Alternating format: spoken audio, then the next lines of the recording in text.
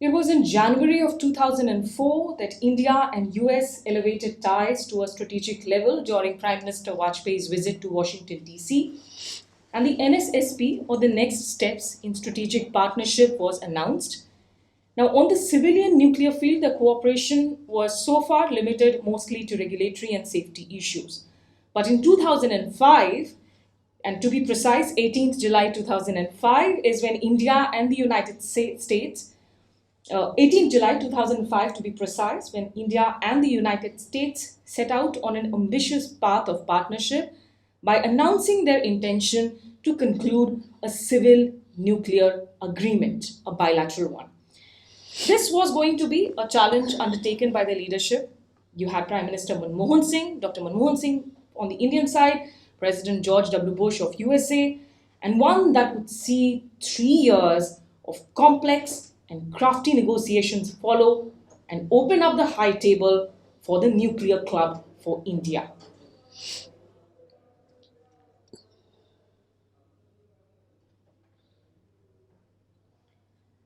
Now, one of the key architects of the nuclear deal negotiations was Ambassador Shyam Saran, first as Foreign Secretary and then later as the Prime Minister's special envoy for the talks. He charted the diplomatic course for the agreement to make it actually come to reality. And today he's with us to talk about what was happening behind the scenes, the drama, the suspense, all the backdoor diplomacy that had to take place. Ambassador Saran, thank you so much for speaking to us. Thank you. Thank you for having me. You have a chapter dedicated on this subject in your book, How India Sees the World, and I will keep referring to it also for insights and excellent read out there for anybody interested, of course, in all the more details that perhaps because of constraints of time we are not able to, in fact, cover during the length of this podcast. But before I talk about what was really happening behind the scene, given that there was a strict technology denial regime that was in place following the peaceful nuclear explosion in 1974, and then India also faced economic sanctions from the US after Pokhran 2. So tell us, what did the nuclear deal really mean for India at that point and today? What it meant was that precisely the technology denial regimes that you referred to, which came into place after a 1974 peaceful nuclear explosion, and thereafter, actually these denial regimes kept expanding, because more and more dual-use items were also then included, which was not the case with the first generation sanctions immediately after 1974. So by the time we come to the negotiations on the civil nuclear deal, you have a large number of Indian companies, including those in the defense field, atomic energy field, space, really the most cutting edge sort of sectors of the Indian economy, all being subject to very, very strict sanctions. And mind you, these are not sanctions only by the US.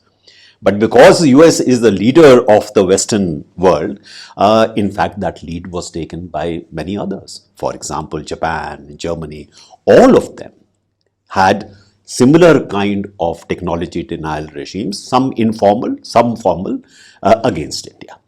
So at a time when you are really looking at post the 1990 economic reforms, you see India opening up, you see economic reforms and liberalization really making the Indian economy much more outward oriented. That is precisely the time where these kind of technology denial regimes started becoming a major constraint on our growth prospects. So one very important gain from the civil nuclear deal was that all the technology denial regimes, which had their origin in what happened in 1974, all those technology denial regimes then were dismantled. And that meant a huge gain for India. Secondly, India as a kind of a country which was outside the nuclear order, because we refused to sign the nuclear non-proliferation treaty. Then in 1998, we had the nuclear explosions which took place, and we declared ourselves to be a nuclear weapon state. a very important change in our status. Now, that in fact further confirmed that we were outside the nuclear order. You remember how many further sanctions were put on us. I mean, the condemnation that we faced at the United Nations from the major powers. So what this civil nuclear agreement did was that India, instead of being outside the tent, became part and parcel of the nuclear order, and that was a huge diplomatic gain as We well. stopped being the nuclear pariah. Exactly. And of course, also because of that, civil nuclear commerce then opened up as well for us. So we could access, high capacity nuclear power plants. We could also access, advanced nuclear technology. We could also get access to nuclear fuel, which was a major constraint for our nuclear industry. All these were direct, gains for the nuclear sector itself. But just one question to do with the contemporary state. I mean, at the end of the day, we still are hardly seeing any nuclear power generation to the capacity that perhaps was desired, or something that was projected as being a cheaper, healthier, safer option for the environment and for the people. So, what's holding it back? Yeah. So there are various reasons. You're quite right that what may have seemed to be the promise of the civil nuclear deal in really enabling us to expand the civil nuclear sector, that has not quite happened for the simple reason that, number one, the economic viability of nuclear power vis-a-vis other sources of power that are available, that viability has been affected by particularly the Fukushima nuclear disaster. Because what happened was that as a result of this disaster which took place, public acceptance of nuclear energy as a safe and secure source of power, that was very badly dented. So we had to also, not only India, but other countries as well, had to put in place many more elaborate safety features. They had to sort of redesign some of the safety protocols. So that meant the tariff would also go up. So one was the issue of viability, and the second was that in India, if you look at the change in the attitude towards nuclear power, there was a time when chief ministers used to compete with one another to have new nuclear power plants situated in their respective states. After Fukushima, it became not in my backyard. Why? Because thanks to the television, thanks to social media, there was much greater coverage of what was the impact of Fukushima in a manner that was not the case, for example, several years earlier with Chernobyl, which was perhaps even a worse disaster than Fukushima. But it did not have the same impact because the international exposure of that was not as much as what you had with Fukushima. So public acceptance also plays a role in this respect. But it would be fair to say that even though this may have been delayed, even though there is a question still about the viability of nuclear power plants, India has committed itself to a major expansion. Maybe delayed somewhat, but I think there is no alternative for India. If you are really looking at a clean and safe energy, then nuclear energy would have to be a component of any energy strategy that India has.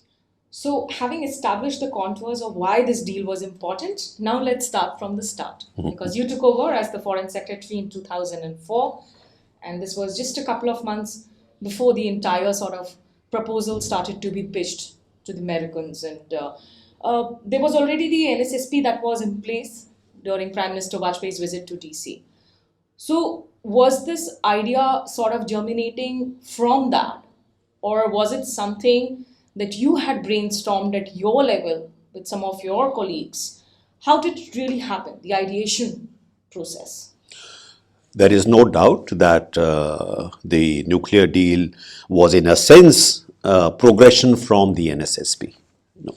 NSSB, in retrospect, was far more modest than what the civil nuclear deal was all about. There is no doubt about that. This was far more ambitious, far more path breaking than the NSSP was.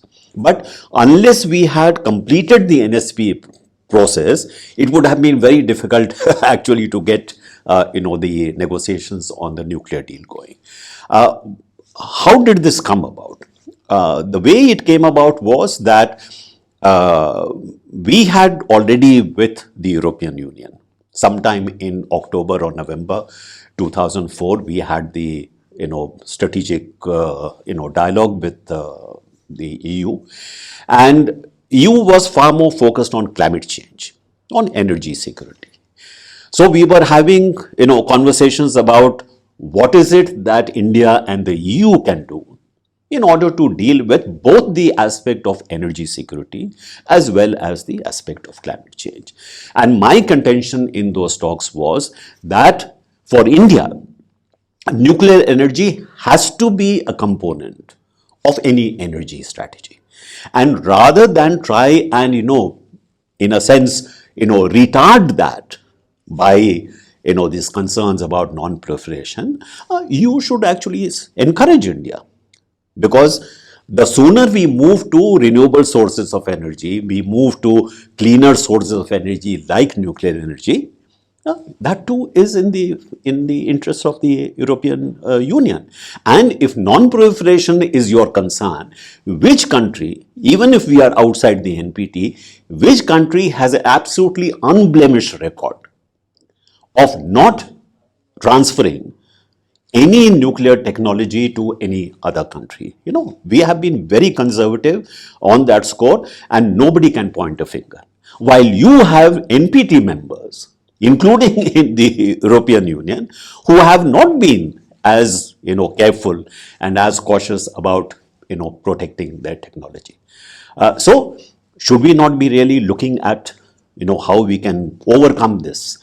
So it was the first time that we set up actually a working group of India and EU, with me on the Indian side and the Director General of Energy on the European Union side, to really look at what are the ways in which we could address the nuclear issue. Now, of course, partly it was because we were looking at membership for the ITER project, the International Thermonuclear Energy Project. So the thin end of the wedge was that the European Union decided to support India's membership of the ITER, which was not quite as much as, say, a nuclear deal would be. But you needed a consensus, nevertheless, of the participants. Absolutely, absolutely. So that was one breakthrough. And then when I went to Washington, and we were preparing for the visit of Prime Minister Manmohan Singh to Washington. So there again the question was asked, okay, we are talking about strategic partnership. What will this strategic partnership consist of? And so I said, this is what we have done with the European Union. This has to be part and parcel of our cooperation. So you should look at this. And the answer that, say, Condoleezza Rice gave to me was, interesting that you should be talking about this, because President Bush has decided that we are really in a situation where oil prices are going up, gas prices are going up, energy security has become a major concern. There should be a nuclear renaissance in the United States. We should be looking at nuclear energy as part of the our energy security strategy. And therefore, maybe we should be looking at what India and the US can do together. But the specific issue on which I was asked to press the US side was supply of fuel. Because, Tarapur was running out of fuel. Other nuclear power plants were operating at low capacity because we didn't have access to fuel. Earlier, we were still getting some fuel from Russia under the safety clause, because all members of the nuclear suppliers group had committed themselves not to provide any fuel or technology to countries which had not signed the NPT or did not have all their nuclear facilities under what is called full scope safeguards. And we were not. So time was running out, and we didn't have sufficient fuel. So my request to them was, if you are really looking at strategic partnership and you are looking for a successful visit by, the Prime Minister Dr. Manmohan Singh, why don't you at least, consider supply of fuel, say for Tarapur, because it was after all a US aided project. But at this stage, I'm very keen to know that when this idea was germinating and you had started to make proposals, it was a Congress-led coalition government in place, Sure. led by a very gentle Prime Minister, Dr. Manmohan Singh. Did it start occurring to you already then that what an enormous political dynamic and complications this bill could lead to within the Indian Parliament So itself? not immediately, because when I raised this issue, the reaction from the US side was, if we have to do this for you, supply as a one-time, nuclear fuel to India, that would still require us to make legislative changes. We cannot do it without a legislative change. So if we have to do this legislative change, maybe we should be thinking about something much more ambitious. Why don't we think in terms of maybe a civil nuclear agreement between the two sides? So I said, well, that is something we can look at, but it is up to you. You have to decide that if you want a strategic partnership with India, if you want to be a partner, you can't still treat us as an adversary. That, in this case, I'm treating you as an adversary, but in this case, I'm treating you as a partner. So this legacy issue, dating back to 1974, this legacy issue needs to be addressed. And on this, the US side said, yes, we recognize that.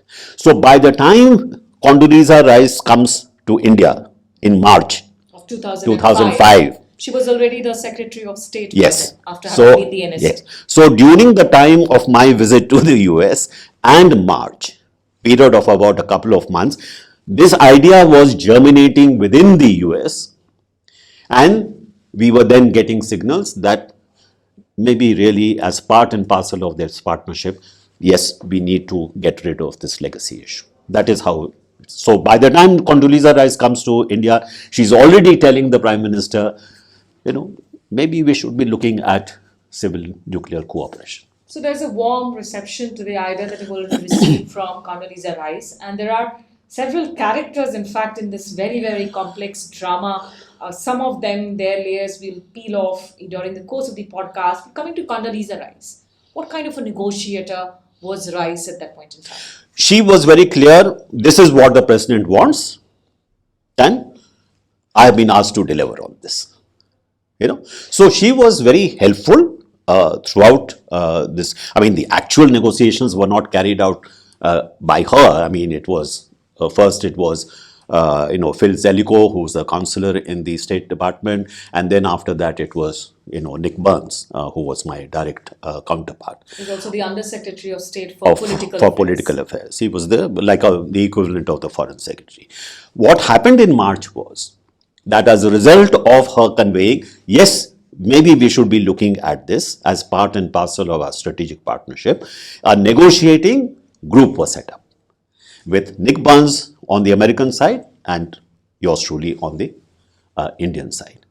So between March and July visit of the Prime Minister, that is the time when intensive negotiations were taking place between the two sides, led by Nick Burns and myself, on seeing how we could actually, get this thing going by the time Prime Minister arrived in Washington. And those were not easy, obviously, negotiations. Anything but easy for sure. And while I may have been leading the negotiation on the Indian side, I would also like to make it clear that this was very, very much a team effort. If I did not have the support of people in the Ministry of External Affairs, our embassy in Washington itself, other agencies who were involved, it had to be, taking all the stakeholders along.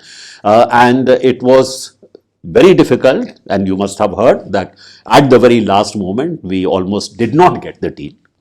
I'm going to, talk about that a little bit, in a little while from now. But also, because I think this is a case which should actually be taught to students as a theory of negotiation chapter itself.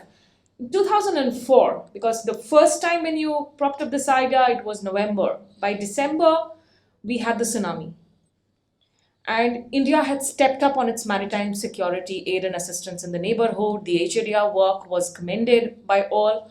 The other thing, because so far we were dealing with an Asia Pacific construct, not an Indo Pacific.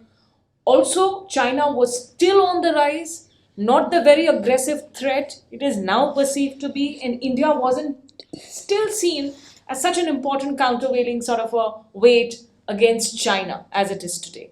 So, under these circumstances, by the time Ms. Rice came to New Delhi in July of 2005, had there already been a major shift in which the US had started to see India as an important strategic player in the region? Well, I would say that this shift had begun even during Vajpayee's time. So the NSSP was in a sense responding to that growing convergence between India and the US, particularly with respect to dealing with the China challenge. So it's not as if it suddenly sprouted, during this time. It was a progression. There was growing sense of concern in the United States about the emergence of China, not to the extent that you see today, because at that time it was, oh, we may have to, in some cases, confront, in other cases, we will continue to, cooperate with China. So it was a somewhat a more nuanced kind of proposition, but that it was already very clear that China had started looming large in US strategic calculations, and an emergent India in which India's performance during the tsunami played an important role. India was seen certainly as a partner which could assist the United States in not containing but at least constraining China. So, you did mention about your conversation, the confidential closed door one that you had with Philip Zekov, who was the a close aide of Condoleezza Rice. There was Nicholas Burns. There was the US Undersecretary of State Mark Grossman, Undersecretary of Commerce Kenneth Juster, who later on, in fact, went on to become the ambassador in India. Amongst all of these people, different negotiators, different backgrounds, who was the most toughest to deal with? It is difficult to say, that this person or that person was, tough. Because I think all of them were driven by the fact that the President of the United States wanted this to happen. And that made a huge difference. So even if there were people who were skeptical, they had to ultimately respond to what the President wanted. And this happened a number of times, which we can perhaps explore later on. But I would say that on the US side, while the State Department was certainly following the presidential directive, you had, say, the Non-Proliferation Bureau in the State Department, which naturally had great concerns that if we do this for India, do a kind of a carve-out, what will this mean for US leadership of several years standing with regard to non-proliferation? What will it do to our insistence that the non-proliferation treaty is the cornerstone of the nuclear order? It would completely undermine it. That was certainly the concern amongst a lot of senators and congressmen as well. I got a lecture from Senator Obama, who later became president, on what this would mean for non-proliferation leadership of the US.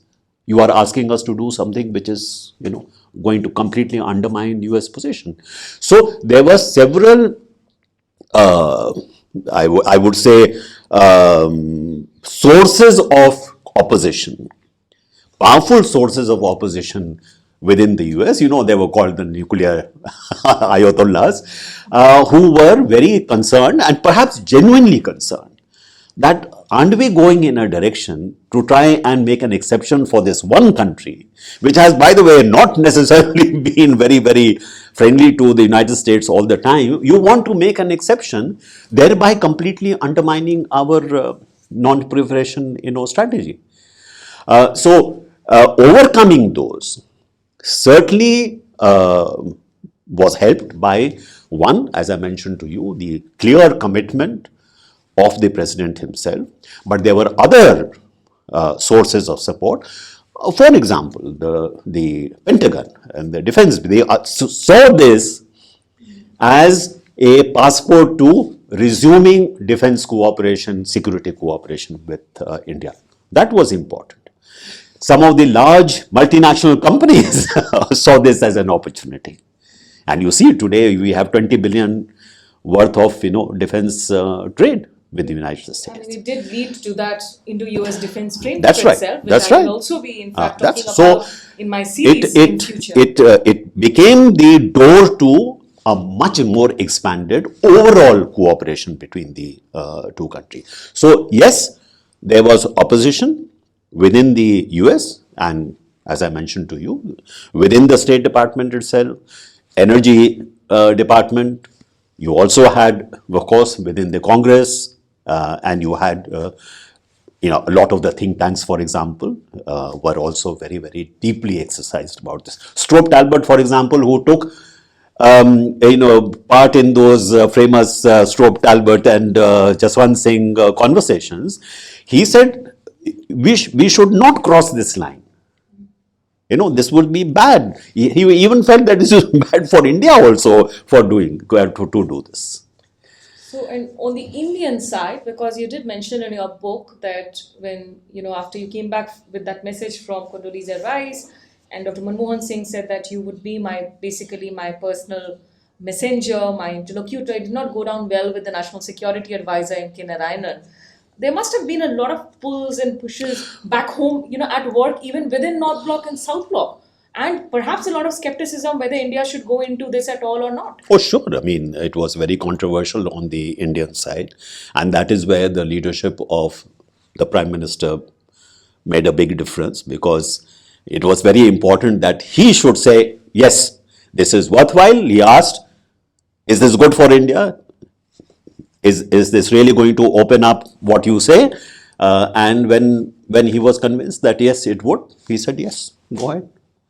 So his leadership through the negotiating process was also very important, also in overcoming some of the opposition or some of the resistance that we had within the system. Say the Department of Atomic Energy and our basically the high-tech sectors, they had good reason to be skeptical. They had been on the receiving end of these sanctions, for several years. So for them to think, oh, this is going to suddenly change and these taps are going to be our collaborators, I'm not surprised that they were very skeptical about this and somewhat suspicious about this. So my point was that even though we have that history, we should not let history become a millstone round our neck. But was it coming up in your conversations? Yes, of course. The fact that you had to remind them that, look, what happened in 1971, the USS Enterprise was being sent to threaten India, that Kissinger was having conversations with the US ambassador to find out diversionary ways to ease off pressure on Pakistan. Were these conversations constantly propping up? Yes, there were these conversations within the Ministry of External Affairs itself. I mean, there were several of my senior colleagues who also felt that this was perhaps not the right thing to do. Certainly, as I mentioned in the book, that in the Department of Atomic Energy, there was certainly concern that this may mean a much more intrusive kind of, American monitoring of our nuclear program, because our nuclear energy program and our strategic program were all intermingled, they were not separate. So there were concerns of that kind. in the Indian system, not only with the Department of Atomic Energy, but in other agencies as well. So it was difficult to constantly, and in the Indian system, you have to persuade people. You can't, just railroad through the through the system. So a lot of persuasion, lot of discussion. The Prime Minister himself playing a role, other colleagues who were involved also playing a role. I used to brief some of our parliamentarians who were deeply skeptical about this. So there was a lot of diplomacy on the on the home front as much as there was on the external front. Absolutely, and the kind of political complications we saw, a vote at some point. In fact, Dr. Singh had revealed that he was almost on the verge of a resignation too. But coming to Dr. Manmohan Singh again, when he visited Washington, I mean, you had two leaders who were very different in style and approach. One was a soft-spoken, erudite, a man of few words but wise words. The other was a very my way or your way, or a highway kind of a president. So when these two started talking, Dr. Manmohan Singh and President George W. Bush, what is it that helped them connect? I mean, what kind of struck you? Were you skeptical that whether the two would get along or not in style, in substance? What was really the camaraderie? How did it come about? Well, I think there was a chemistry that the two leaders enjoyed. That was very helpful, as I mentioned to you. What I found was that President Bush seemed to have a great, I would say, great respect for Dr. Manmohan Singh for the very reason that you are mentioning. He was very soft spoken, but whenever he spoke words of wisdom, as they thought. On the economic side, for example, he would turn to him about the kind of turmoil that we were going through. So there was this personal relationship between the two sides, and at critical moments, that relationship actually, helped us overcome some of the odds that we were facing, because if it was brought up to him by the Prime Minister himself, his instructions to his aides would be, this is what the Prime Minister has told me, make it happen. I mean, that made a very big difference to the success of the negotiations. So the Prime Minister's own personality, understated, but at the same time, very credible, somebody who was seen as a very genuine kind of a person. That relationship, to me, played a very important role. And I think I have mentioned in the book that the last time they met, when we had managed to get the nuclear deal through, Bush was very preoccupied with the financial crisis, and yet he held a private dinner for the Prime Minister in the White House. And when we were leaving, he caught hold of my hand and he said, pointing to the Prime Minister who was already sitting in the car, that, this man is my friend, you take care of him. So just demonstrates the kind of a personal, kind of, shall I say, a very positive kind of a feeling he had about Dr. Manmohan Singh. वो अभी recording चल रहा है ना, phone का बंद तो नहीं है. But would you say that by then the US had started to look at India as a different partner that it would have to deal with for serious business differently, regardless of what you define again as the US allergy to India's non-aligned positions? Or was it actually hoping perhaps that India was slowly turning and shifting to the US camp? Well, I don't think it was a sense that India was suddenly shifting to the US camp. What we were saying to the United States was that, yes, we may not be your ally, but India, for its own reasons, will be adopting and pursuing policies which will support and reinforce what your strategic, interests are. So that convergence that we are talking about is not because we are an ally of the United States, but that convergence is born out of the fact that we are parallelly moving in the same direction. That we are greatly concerned about, for example, the changing balance of power in Asia, in the world. We are looking at the challenge of China, which is a growing challenge. At that time, we were not talking about containment. We were talking about, as I mentioned to you, how do we influence Chinese perceptions? How do we influence Chinese calculations? And if India and US were able to work together, there were better chances of influencing those calculations. So even though we may not be on every issue aligned with you, but as far as the major objectives are concerned, our interests are aligned, and therefore it makes sense for us to be strategic partners.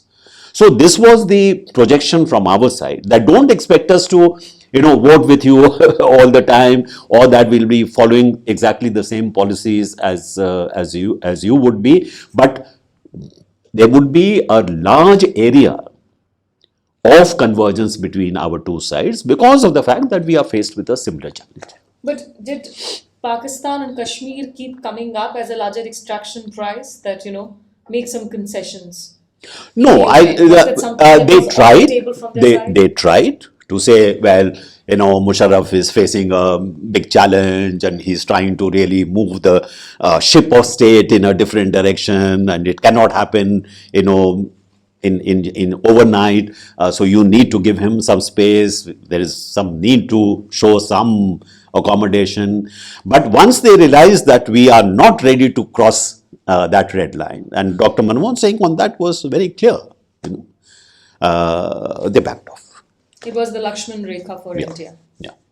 But in any case, it was quite clear that, like Bush said, that our relations with India is in a different category than with Pakistan. He made a public statement with regard to that. And also that relationship itself had undergone a lot So of change post the war on terror, and Musharraf was being perceived as a different man. Yeah. So before I fast forward a little bit, I do want to know from you, because it was within a record time that you managed to conclude the NSSP, and which also meant that you had to harmonize India's export controls with the nuclear suppliers group and MTCR, and also getting the weapons of mass destruction legislation through. What was the one key thing that helped you do this? There was a lot of work that was done in the ministry to precisely get the NSSP out of the way, because that was a condition that we should be able to declare that the NSSP is finished and done, and now we can do something much bigger. So it was always clear that this had to be, as you might remember, that in March when Condoleezza Rice came, she made the point that let's wrap up NSSP so that we can do bigger things. So it was a lot of hard work in terms of the harmonizing of our export controls. Meant that we had to work very closely together with the Department of Atomic Energy, with our science and technology people, to make sure that we get the right listing. What are the kind of rules that have to be framed for those? So a lot of unglamorous backroom work, in which I must say that particularly my colleagues in the External Affairs Ministry, people like, say, Meera Shankar, for example, did a great deal of work in enabling us, for example, to get the WMD Act. It was got through in record time, and would not have been possible if we did not have a group of really, enthusiastic, dedicated people who were helping us work on that. But it was only one of the first initial steps towards a long, drawn, complicated process. But this had to be done before. There was obviously clear that unless you didn't get through NSSP, you couldn't move on to the next step. Having said that, when it came to the Department of Atomic Energy or the Atomic Energy Commission Chairman, Dr. Anil Kakodkar, at that point in time, one of the biggest contentious issues perhaps was the separation of the civilian and India's strategic military nuclear program. How did they come to change their point of view on that? So, the fact that, as I mentioned earlier, that our civilian program and our strategic program were in a sense intertwined. So it was very difficult to say that this particular reactor is only for civilian purposes and not no part of it is for strategic purposes, and that is because of the history of the nuclear program in India. It started as a civilian program. There was not a military dimension to it. It was in a sense tacked on to the program much later. So it was complicated, and the initial reaction was that, look, this is going to be very difficult. I mean, how do we do this kind of separation?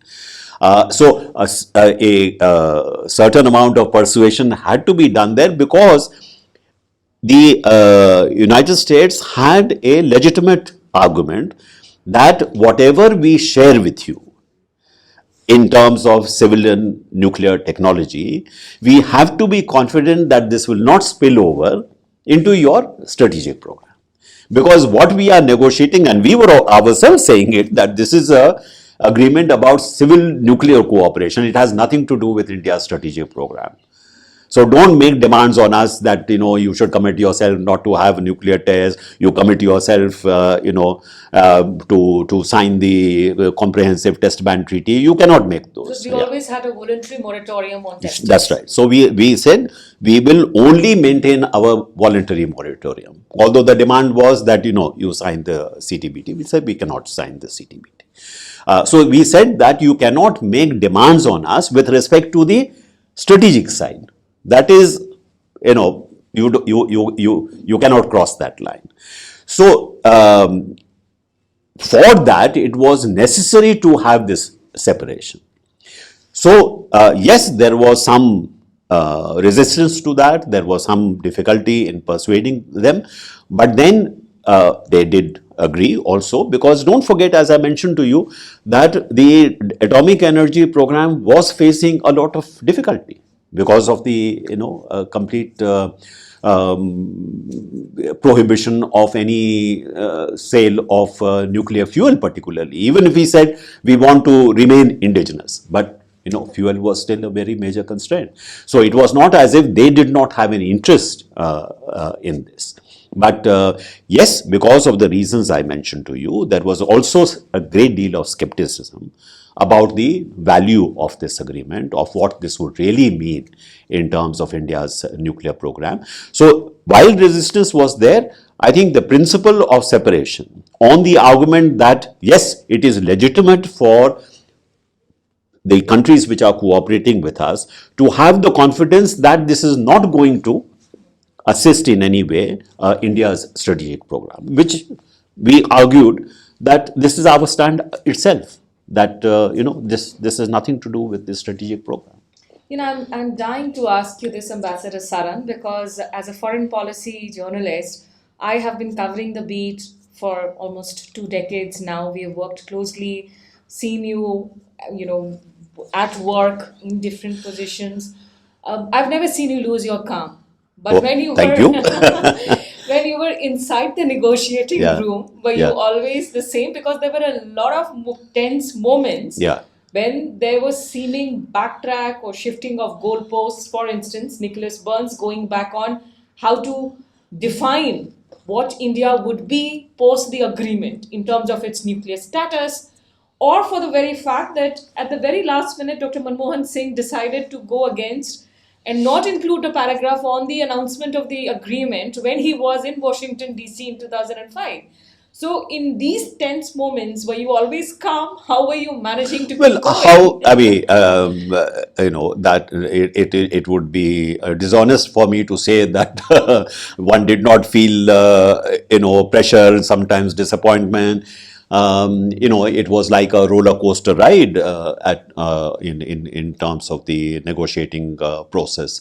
But we are after all professional diplomats, and even if you feel that kind of tension and you feel that kind of sometimes despair and disappointment, the first order of business is to try and make sure that you are able to at least advance towards the objective that you have. In Washington, for example, we argued at the best we could to convince the Indian delegation that we should go ahead with that formulation in the joint statement. But at the end of the evening, the decision was no. And I had to convey this to the American side that sorry, this particular paragraph we will not be able to agree to. And then much of the effort was to try and see, okay, how do we deal with this in terms of a very simple formulation? So, you are already looking at, somehow or the other, dealing with this disappointment and making sure that the road is still clear to maybe picking this up at a later stage. But then, as we saw, next morning, the situation changed again because Condoleezza Rice made the effort to come and talk to the Prime Minister.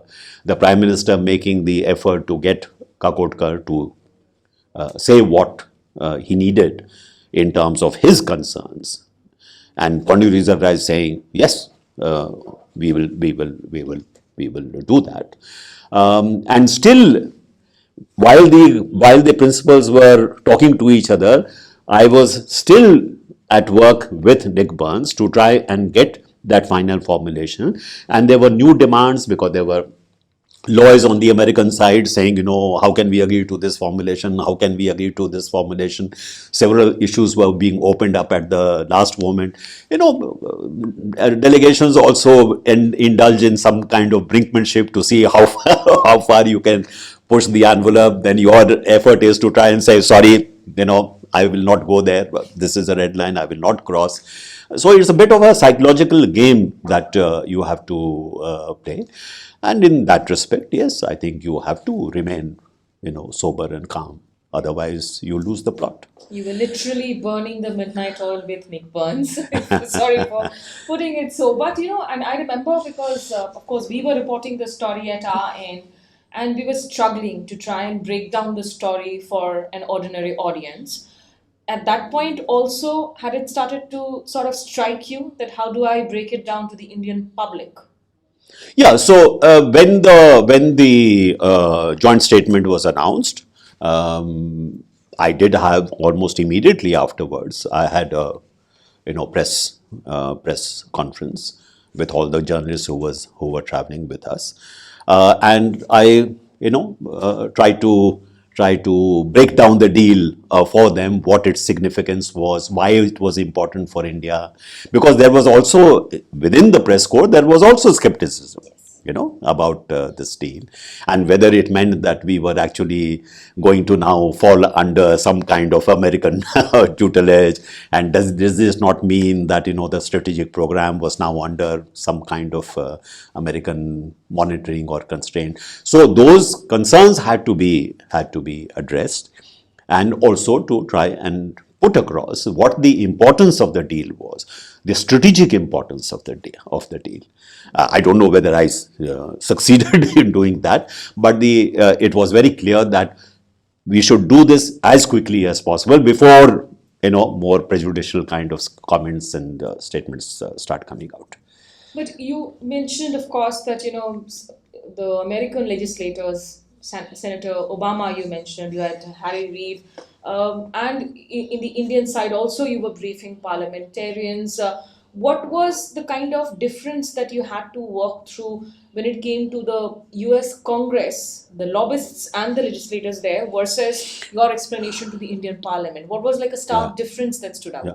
So, I mean, one thing which I would like to make clear is that this was perhaps the first time that we were involved in reaching out to the Congress or to the Senate in the United States in a manner that had not been done before.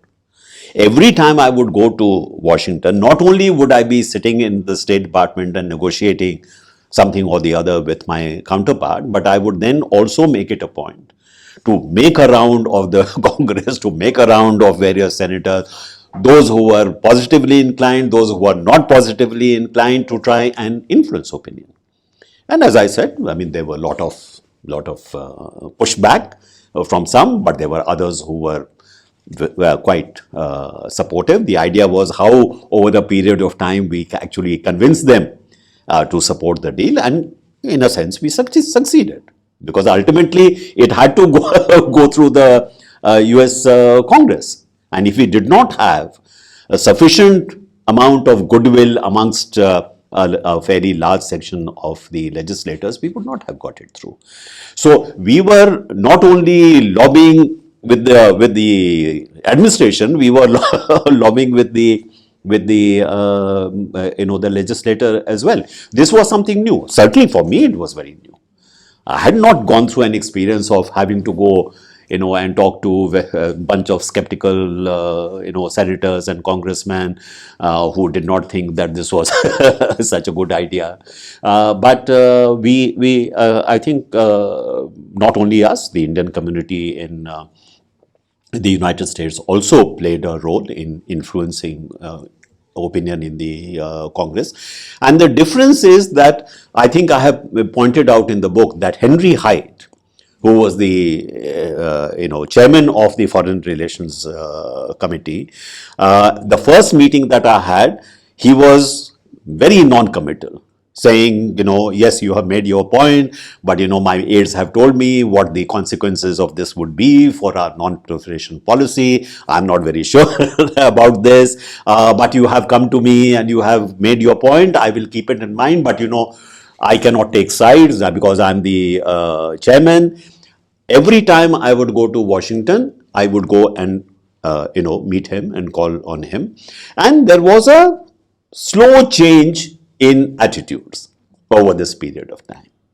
And the last meeting that I had with him, after the 123 Act was actually passed, a few months after that, as you know, he died. And the last meeting that I had with him, where I went to thank him for helping us with this deal, and he said, this is the proudest moment of my life, because this act, which opens the door for India and the US to be partners and resume civil nuclear cooperation, this carries my name.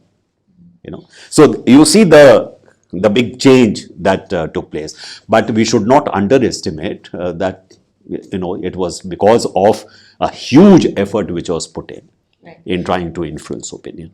And I think, I will have to someday talk about the separate component of the political negotiations and maneuverings that was happening in India with a lot of characters at that point in time, and also the trust vote that eventually also played out because of the nuclear deal. But coming back to the diplomatic part of it, the negotiations were essentially happening on two parallel tracks, one on concluding the 123 civil nuclear agreement, and also the second one was on concluding the India-specific safeguards agreement with IAEA. Now coming to the last part of my conversation, to focus on what was happening at the nuclear supplies group, because the NSG negotiations you handled after you had been appointed as the Prime Minister's special envoy, and Shiv Shankar Menon, Ambassador Menon was then the Foreign Secretary. 48 countries had to come to a consensus on an India-specific waiver decision.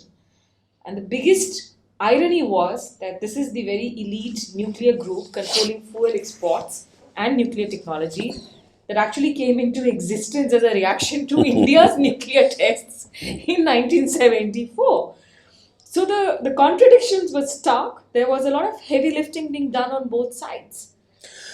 Yes, so there is no doubt that the United States played a very key role in lobbying for this waiver. But we had to do a lot of hard work ourselves. I think I have pointed out in the book that after I demitted office as Foreign Secretary, Shankar Menon and I decided by common consent that he would focus on the bilateral negotiations, and I would then spend more and more time with the multilateral aspect, because this was not only a bilateral deal. In fact, the bilateral deal could not be consummated without getting the multilateral part also organized. This was part of the US position that we cannot do this unless the NSG also agrees. And of course, what we wanted was that we should not be asked to go beyond the terms which were already there in the July 18, 2005 joint statement. That was the bottom line. If you want us to go beyond that, it would not be possible. So, for example, on the reprocessing side, there was a huge amount of pressure on us that you should agree to the reprocessing part being removed, and we said we cannot do that.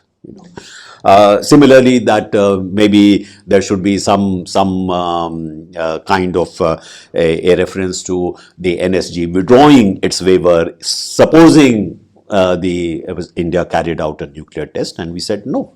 That is your business if that happens, but you cannot include this in an international agreement. So it was a very difficult, and there were several amendments which were introduced to the original draft. So the first meeting that we had, it seemed as if it was not possible for us to actually get this through. 2008. That's right. In That's Vienna. right. Vienna. Yeah. And this was, I think, perhaps in August, and yes. Then we had the final meeting, I think, in September. And the Chinese, in fact, were convinced that this was now over. That Indians cannot get this through at all because there was so much. But it was not just the Chinese, also because the Chinese were hiding behind. The countries like Austria, then you had Switzerland, you had Netherlands, you had Ireland, New Zealand. These are the countries who were, in a sense, they were, of course, very genuinely, deeply concerned about what this meant for the non-proliferation regime. But the Chinese were encouraging them to offer this opposition. But in terms of the support of other members of the NSG, we did a huge amount of lobbying. I don't think I have ever traveled as much as I did during this period. It helped that we reached out to countries like Brazil, South Africa, Mexico, Argentina.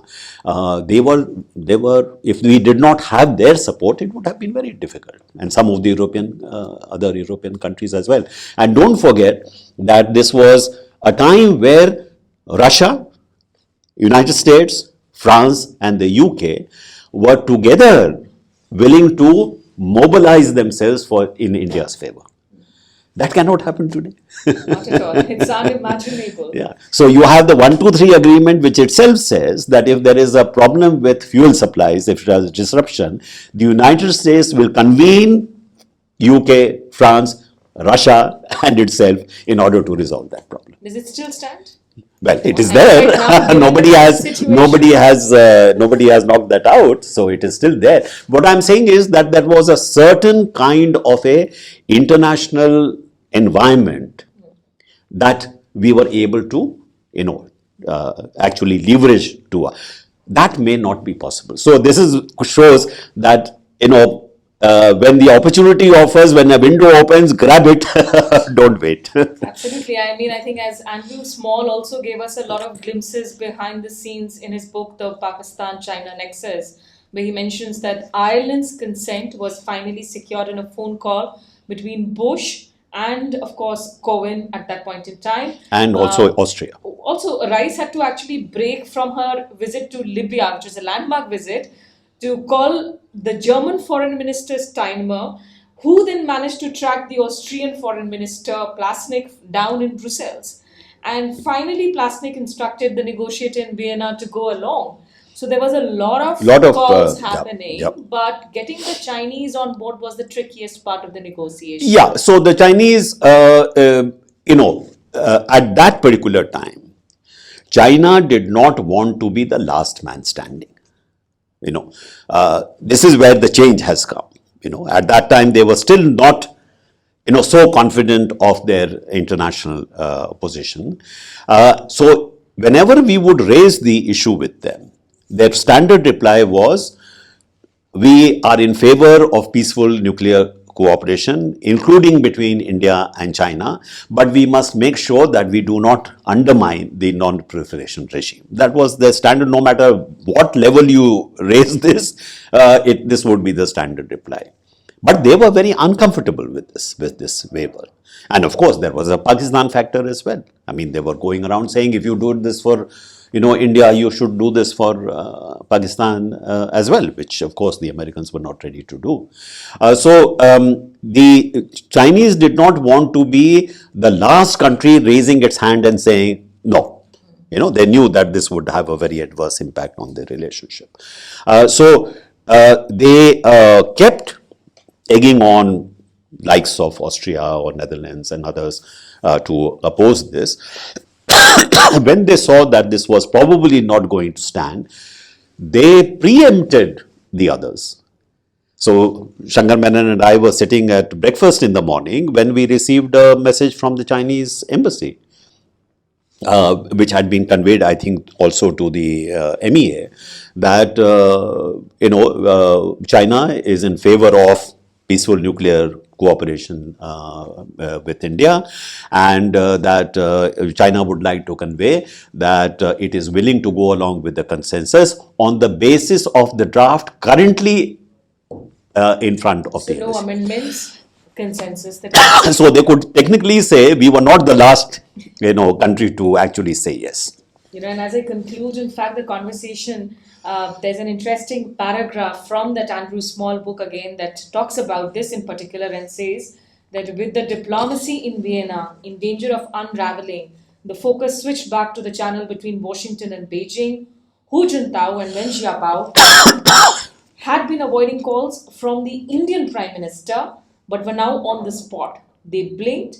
Rice reached Yang Jiechi, the Chinese foreign minister, to urge China not to block the deal. Ultimately, it was a call from George Bush to Hu Jintao that led the way for a reluctant. This go-ahead was slipped to the Indian interlocutors over the breakfast table in an inconspicuous note by a junior Chinese diplomat on the final day.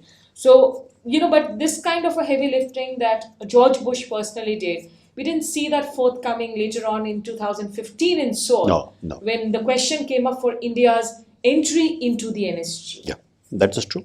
Why? Well, it was a different China to begin with, which felt that it was confident enough to stand on its own if that was necessary.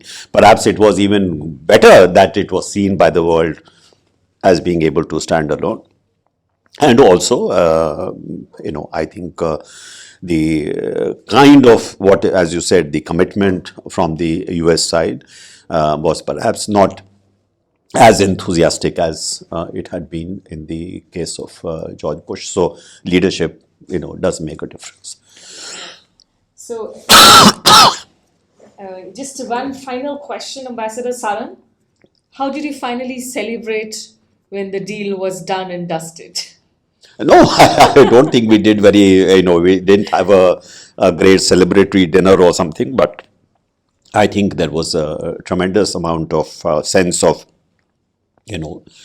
fulfillment that we had managed to get this through. We could not believe what kind of hoops we had to, jump through in order to get to where we were. And, even though it was achieved, it was not as if all the work had been done. We still had to do a lot of work to make sure that the implementation is carried out. You remember that we then had complications with respect to the liability bill, which also, in a sense, complicated the implementation of the deal, and continues to in a certain way. So it's never a full stop in a sense. It's only either a comma or a semicolon. So this process will continue. But I would once again repeat that opportunities that come are ephemeral in nature. They are perishable in nature. And so there is a great merit in actually grabbing opportunities before it actually disappears. Yeah. And I think that's where the work sort of comes in for visionary leaders, for statesmen to try and see that opportunity coming your way. But clearly, I mean, the civil nuclear commerce still remains a work in progress. Ambassador Saran there mentioning about the domestic liability bill and the contentious issues around it too. But we will still be waiting for some notes, maybe specifically on how you dealt with jet lags in those days, how you worked in different time zones. But always a pleasure talking to you, Ambassador Saran. Thank you. Thank you for having me. Thank you for your Thank you. patience and detailed answers. And hopefully, we will have you back on another episode of our podcast series, Beyond Nation and State, to talk about the other big hat that you wore as the special envoy on climate Oh, yes. negotiations in Okay. Paris. Okay. Thank you. Thank you Thank you very so much. much. Yeah.